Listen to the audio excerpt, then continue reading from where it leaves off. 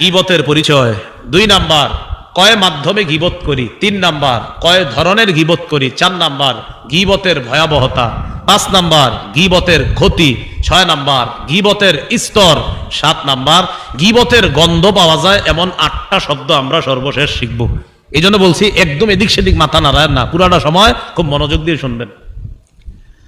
1 নম্বর, গীবতের পরিচয়। তিরমিজি শরীফের 1934 নম্বর হাদিস, 1934।